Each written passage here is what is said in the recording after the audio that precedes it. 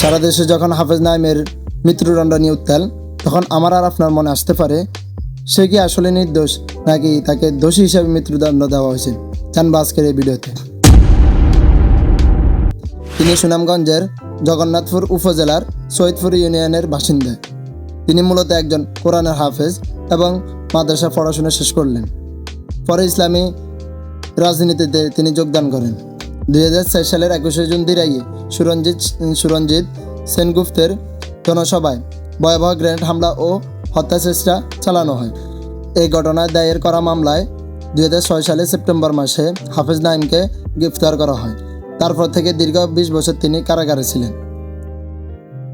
25 June 2026 সিলেটের বিভাগীয় বিচার ট্রাইব্যুনালে বিচারক এই লাঞ্ছনাকর মামলার রায় ঘোষণা করেন।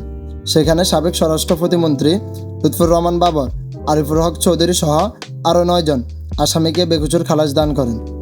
একমাত্র নাঈমকে মৃত্যুদণ্ড দায়ী করেন। এই ঘটনা তার চেয়েও প্রভাবশালী নেতারা বেকসুর খালাস পেয়ে গেলেও একমাত্র তার বিরুদ্ধে সাক্ষ্য ও প্রমাণ ছাড়া মৃত্যুদণ্ড দেওয়া হয় তার পরিবার এর কথা। তার ভাইয়ের কথা অনুযায়ী তিনি আইনের প্রতি খুবই শ্রদ্ধাশীল ছিলেন এবং তিনি আরও বলেন, আমার ভাই যদি দোষী হতেন তাহলে তিনি পালিয়ে যেতে পারতেন, কিন্তু আমার ভাই দোষী নয়। এখন আমার আর আপনার মতে তার ক্ষমতা ও শক্তি না থাকায় তাকে মৃত্যুদণ্ড দিল নাকি সে দোষী ছিল? আইন কি তার জায়গায় ঠিক আছে নাকি ক্ষমতার আড়ালে বন্ধ হয়ে গেল?